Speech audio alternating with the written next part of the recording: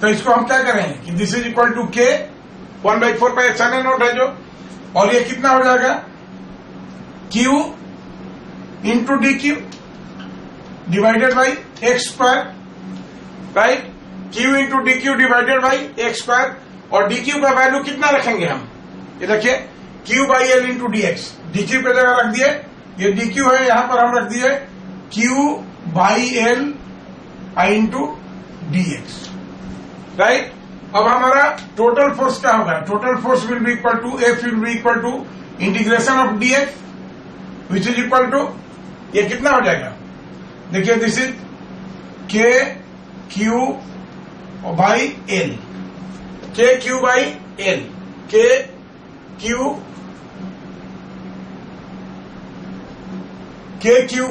By L, और ये कितना हो जाएगा, this is D X by X square, और लिमिट क्या हो जाएगी, एक्स कहां से कहां वेरी कर रहे हैं, देखिए लोअर लिमिट क्या हो जाएगा एक्स का, दिस इज डी, तो लोअर लिमिट हो गया डी, और अपर लिमिट क्या होगा यहां तक आएगा, तो this is D plus L.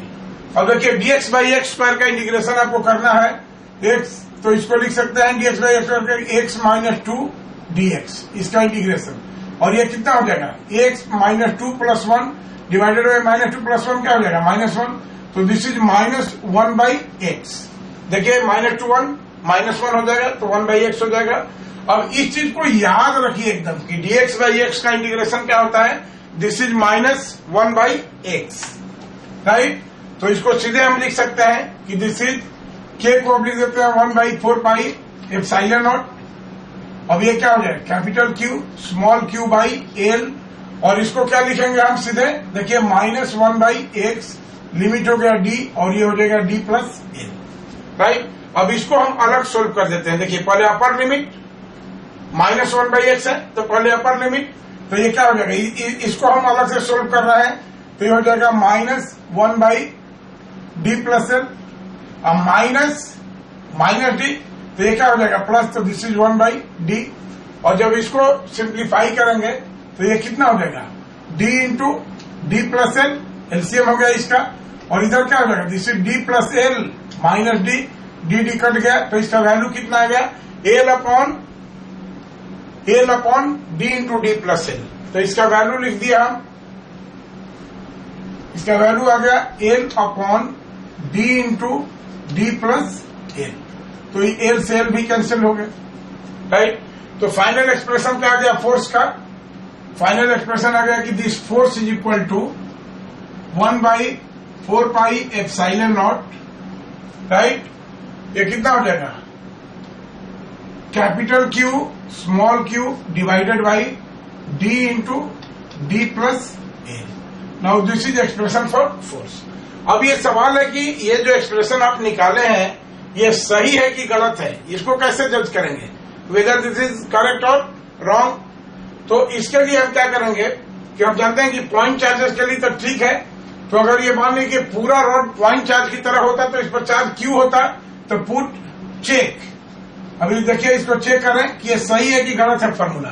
तो पॉइंट चार्जेस के लिए तो कूलम्ब्स लॉ सही होता ही है, अगर मान लीजिए कि रॉड पॉइंट चार्ज की तरह होता तो इसका एल क्या होता 0, तो पुट एल 0, तो कितना हो जाएगा एफ इज इक्वल टू 1/4πε0, और कितना हो जाता है capital Q divided by L 0 हो जाएगा, तो कितना हो जाएगा D square, which is the correct expression.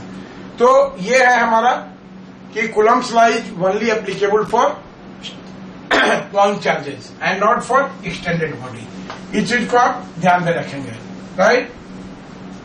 अब चलिए सेकेंड इंपॉर्टेंट लिमिटेशन है इसका कि कूलम्ब्स लॉ इज एप्लीकेबल, लिखिए Coulomb's law is applicable only for static charges. Coulomb's law is applicable only for static charges. Stationery charges के लिए। अगर charges motion में है तो क्या हो जाएगा, अगर चार्जेस मोशन में है तो क्यों नहीं लागू होगा, चार्जेस मोशन में है, जैसे मान लीजिए कि हम समझा रहे हैं कि ये चार्ज है Q1 और ये दूसरा चार्ज है Q2 और ये V1 से जा रहा है, this is moving with velocity V1 and this is moving with velocity V2।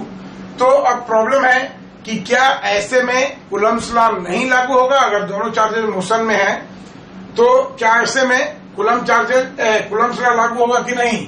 अब जैसे मान लो कि इस केस में हम दे रहे हैं कि लिखिए, एक प्रॉब्लम से लिखिए इसको, if two charges are moving, if two charges are moving at their position at any instant, question लिखिए, if two charges are moving, if two charges are moving and their position at any instant is given by this one, given by this figure, the force between them is F.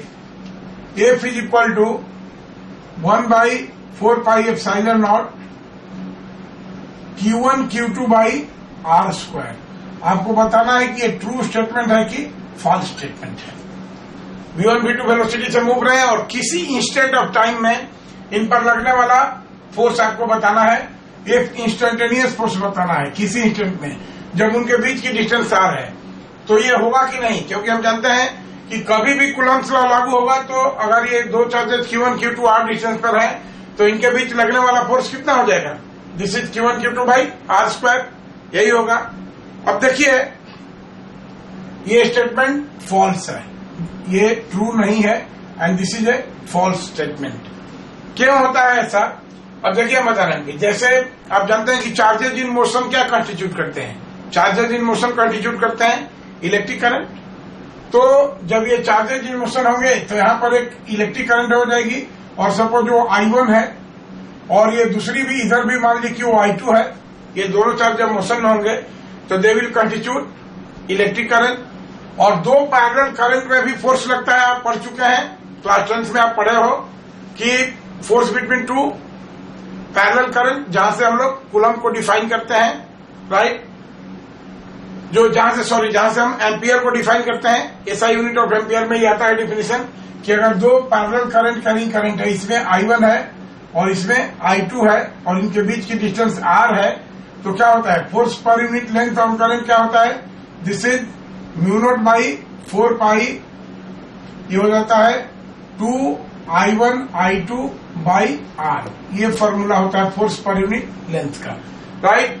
तो जाहिर सी बात है कि जब ये दोनों forces ये हो जाएंगे तो इस पर जो F टोटल लगेगा, जो टोटल फोर्स लगेगा वो क्या लगेगा? वो पहले दोनों चार्ज पर लगेगा तो कूलम्बिक फोर्स लगेगा, वो कूलम्बिक फोर्स प्लस जब दो करंट कैरिंग कंडक्टर पर फोर्स लगता है तो इस तरह के फोर्स को हम लोग बोलते हैं,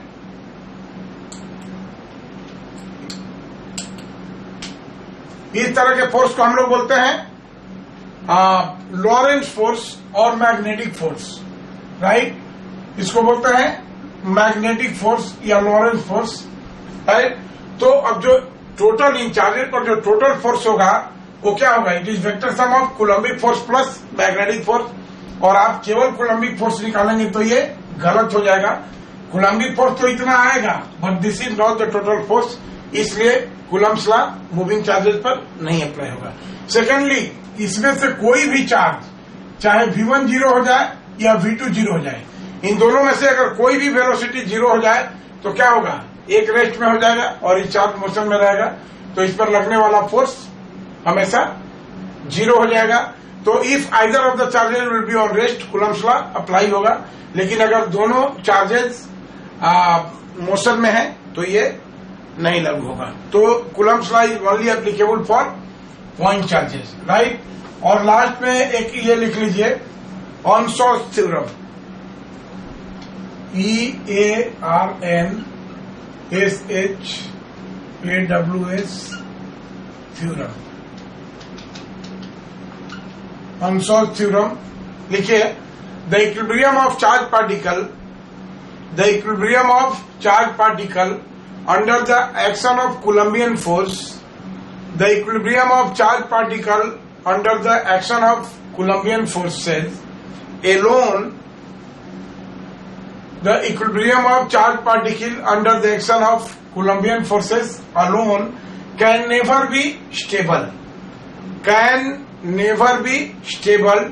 This is called Onsow's theorem. Okay, thank you.